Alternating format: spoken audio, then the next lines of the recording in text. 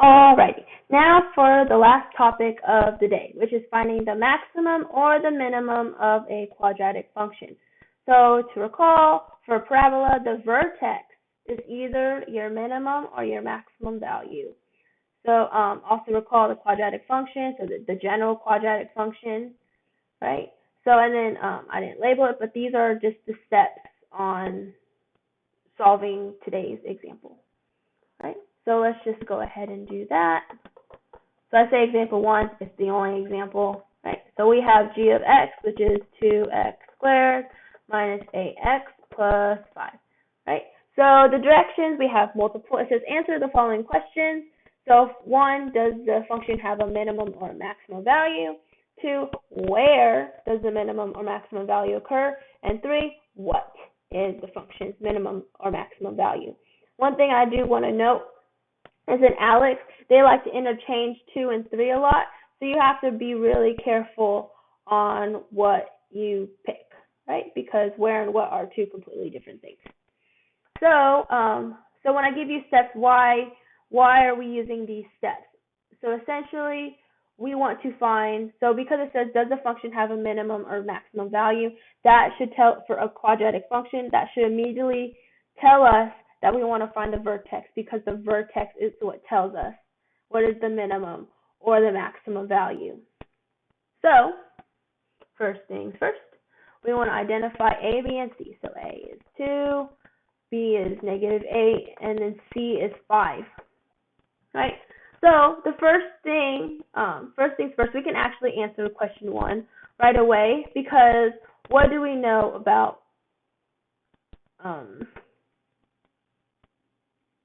parabolas? Parabolas are controlled, so whether it points upwards or downwards is controlled by A, right? So that's, as you can see from step 2, it says if A, so we're going to look at A, looking at it, I've circled it. So if A is positive, the parabola opens up like a cup. If it opens up like a cup, right? So essentially, that's all you need to know. If it's greater than 0, it just opens up. And then if you draw this like a little sketch, you're going to see that the vertex, without a doubt, is the minimum, right? But if A is less than 0, then it opens downward, all right? And if you draw a sketch, you will see that the vertex would obviously be our maximum value, right? So the second half, you don't really have to memorize. You just need to know when it opens upward and downward, and after that, it's just understanding, like with the graph, and then yeah, right? If you want to memorize it, perfectly fine, right? So now we can actually answer 1 right away. I'll write that in red. Right, so for 1, does the function have a minimum or a maximum value? So our A is 2. 2 is greater than 0, so it's going to open up like a cup, like this one. So what does that tell us about our function? The function will have a minimum, okay, because the vertex is the minimum. All right, so now we're going to find the vertex. How are we going to find the vertex? You can put in vertex form if you want. I don't want to. So what am I going to do? I'm going to use what we recently learned. I'm going to do -b over 2a and then f of -b over 2a. If you want to use that super long formula instead, that's perfectly fine. I don't want to, so I'm going to do this. So be mindful. So this is f of this. Why did I put -2? Right? So but over here it says g. So essentially, what is this? This is g of -b. Right? It's just your function, right? It doesn't matter f, g, h, k. Right? Just know that the y coordinate is whatever you plug into the function. Right? So now let's figure it out. So -b over 2a, what is that? So b is -8, and then 2 times a, which is 2. This is 8 over 4, which is 2. Right? So what are we going to do with this 2 now? We're going to plug it in g of 2. So wherever I see an x, I'm going to plug in a 2. So this is 2 squared minus 8 times 2 plus 5. Right? 2 squared is 4. 4 times 2 is 8. Negative 8 times 2 is negative 16. And then just bring 5 down. Right? So you can either do 8 minus 16 plus 5. Because the dish is commutative, I'm going to kind of talk about it differently. I'm going to do 8 plus 5, which is 13. 13 minus 16 is negative 3.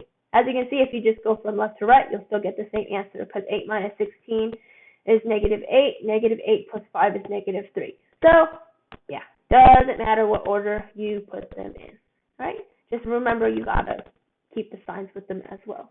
So what does that tell us? Our vertex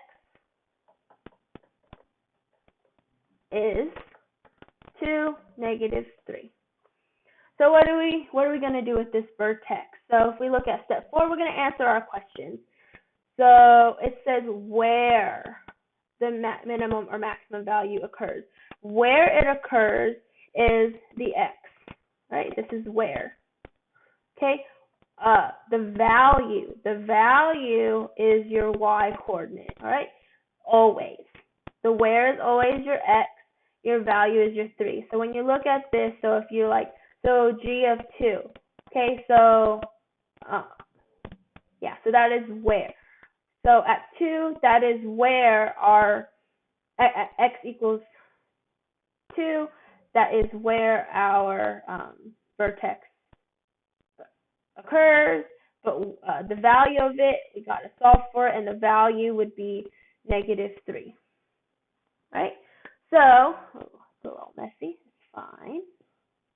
Let's bring it down right here. So 2, it says where does the minimum or maximum value occur? So where is the x?